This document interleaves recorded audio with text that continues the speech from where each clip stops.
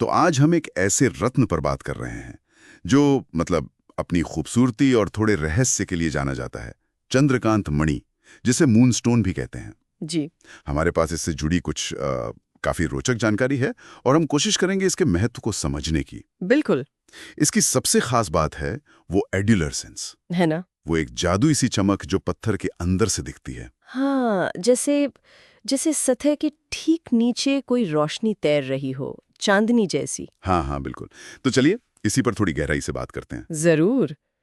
ये रत्न जो है सीधे तौर पर चंद्रमा की ऊर्जा से जुड़ा माना जाता है। अच्छा। और शायद इसीलिए ये भावनाओं का, प्रेम का और यहाँ तक कि अंतर्ज्ञान, इंट्यूशन जैसे कहते हैं, और एक तरह की भीतरी शांति का प्रतीक बन गया है। देखते हैं कि जानकारी क्या कहती है इस बारे में। तो जानकारी ये बताती है कि पुराने जमाने में मतलब रोम और यूनान में लोग इसे चांद की किरणों से बना हुआ मानते थे। अरे वाह, ये तो काफी काव्यात्मक है। हाँ, और भारत में तो नाम ही है चंद्रकांत मणि, जो प्रेम, सौम्यता और विचारों में स्पष्टता से जुड़ा है। जी, इसे एक तरह की सौम्य, वो माँ जैसी ऊर्जा देने वाला भी कहा गया है कुछ जगहों पर। अच्छा, ये पाया कहाँ जाता है मुख्य रूप से?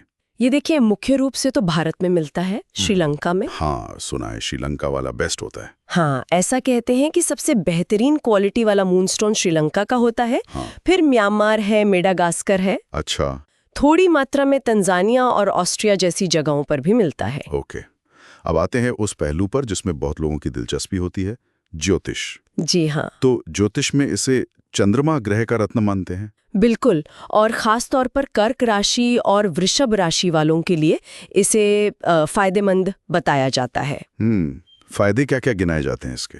देखिए, ज्योतिषीय मान्यताओं के हिसाब से ये माना जाता है कि ये भावनात्मक उतार चढ़ाव को मतलब बैलेंस करने में मदद करता है। Okay, emotional balance. हाँ, मन शांत रखता है, थोड़ी चिंता या उदासी कम कर सकता है, और यहाँ तक कि नींद को बेहतर बनाने में भी मददगार हो सकता है। अच्छा। जी, और इसे गर्भवती महिलाओं के लिए भी शुभ मानते हैं, शायद इसलिए कि ये मातृत्व की जो शांत ऊर्जा होती है उससे जुड़ता है।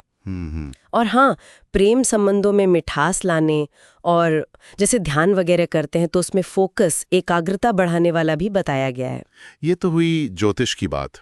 क्या वैज्ञानिक या शारीरिक स्तर पर भी इसके कुछ प्रभाव माने जाते हैं? देखिए, वैज्ञानिक प्रमाण तो रत्नों के प्रभावों के मुश्किल होते हैं। हाँ। पर कुछ वैकल्पिक चिकित्सा पद्धतियों में ये मान्यता है कि इसकी जो ऊर्जा है, जो वाइब्रेशंस है, वो हमारे नर्वस सिस्टम पर, नाड़ी तंत्र पर एक शांत असर डालती हैं। अच्छा, इंटरेस्टिंग। हाँ, और इसी वजह से शायद इसे हार्मोनल संतुलन में, थायराइड की समस्याओं में, या फिर महिलाओं में जो पीरियड से जुड़ी दिक्कतें होती हैं, उनमें भी राहत देने वाला माना गया है।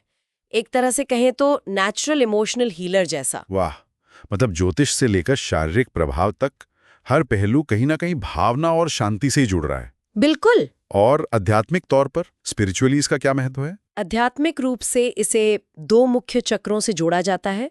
एक तो 7वां चक्र यानी सहस्रार चक्र, क्राउन चक्र। जी, क्राउन चक्र, जो हमारी उच्च चेतना से जुड़ा है, और दूसरा तीसरा नेत्र यानी आज्ञा चक्र, थर्ड आई। हाँ, थर्ड आई चक्र, जो इंट्यूशन और समझ का केंद्र है। तो ये माना जाता है कि ये इंट्यूशन को, मतलब सहज ज्ञान को जगाता है और ध्यान के समय एक शांति और स्पष्टता लाने में मदद कर सकता है।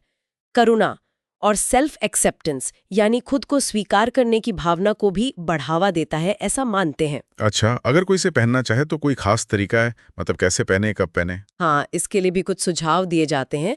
आमतौर पर चांदी में या सफेद सोने में पहनने की सलाह दी जाती है। धातु का भी महत्व है? जी, और उंगली के लिए दाहिने हाथ की अनामिता यानी रिंग फिंगर या फिर कनिष्ठा, छोटी उंगली। ओके।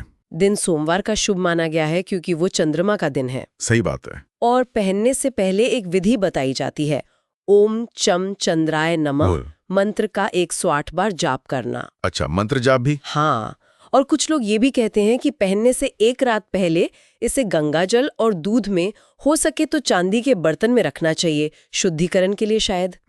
ये प्रक्रिया थोड़ी विस्तृत है। जी। तो क्या हर कोई इसे पहन सकता है या कुछ सावधानियां भी हैं? नहीं, देखिए, कुछ सावधानियां बरतने को कहा गया है। जी। जैसे अगर किसी की कुंडली में चंद्रमा पहले से बहुत मजबूत है जी। और वो शायद भावनात्मक अस्थिरता दे रहा है, और इमोशनल बना रहा हो जैसे। हाँ, कुछ वैसा। या फिर जो वृश्चिक और मकर राशि के जातक हैं, उन्हें किसी अच्छे जानकार से सलाह जरूर लेनी चाहिए पहनने से पहले। ओके। और एक बात और, जिन्हें गुस्सा बहुत आता है या अपनी बात कहने में, वाणी पर नियंत्रण रखने में दिक्कत होती है, हाँ। उन्हें भी कहा गया है कि शायद पहले बुध या शनि से जुड़े रत्न जैसे पन्ना या नीलम, उन पर विचार करना ज्यादा सही हो सकता है। अच्छा, ये जरूरी बात है। और आजकल असली नकली का सवाल तो हर रत्न के साथ आता है। बिल्कुल, बहुत अहम सवाल है। इसकी पहचान कैसे की जाए, कुछ टिप्स? देखिए, असली चंद्रकांत मणि में एक नरम सी दूधिया चमक होती है, और जब आप उसे घुमाते हैं तो वो नीली या चांदी जैसी झलक, वो एड्यूलेरेसेंस वाली चमक तैरती हुई सी दिखती है। अच्छा, वो चमक की पहचान है। हाँ, मुख्य रूप से। और ये थोड़ा वजनी भी महसूस हो सकता है पत्थर। जो नकली पत्थर होते हैं वो अक्सर बहुत ज्यादा शीशे जैसे चमकीले या सपाट दिखते हैं। उनमें वो अंदरूनी चमक या वो भार नहीं होता। पर सबसे अच्छा तो यही है कि किसी भरोसेमंद जगह से खरीदें, और हो सके तो लैब सर्टिफिकेट जरूर लें। हाँ, सर्टिफिकेशन तो जरूरी है आजकल।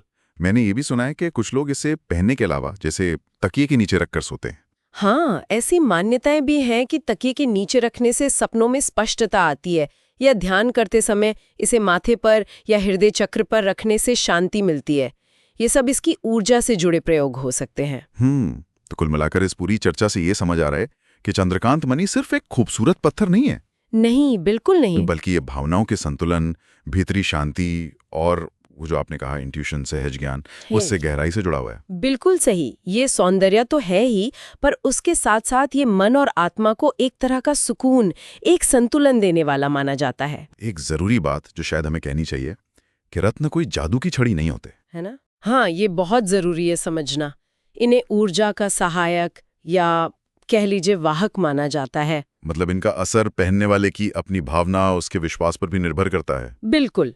और सही मार्गदर्शन भी बहुत जरूरी है कि आपके लिए ये सही है या नहीं। सही कहा। और शायद इसी बिंदु पर हम आज की ये चर्चा समाप्त कर सकते हैं। हाँ। एक विचार के साथ छोड़ते हैं सबको कि अगर रत्न सचमुच ऊर्जा वाहक है, तो ये ऊर्जा असल में है क्या, और ये हमारे जीवन के मानसिक भावनात्मक पहलुओं को कैसे प्रभावित कर सकते हैं। ये सोचने वाली बात है। जी, ये महसूस करने वाली बात ज्यादा है शायद।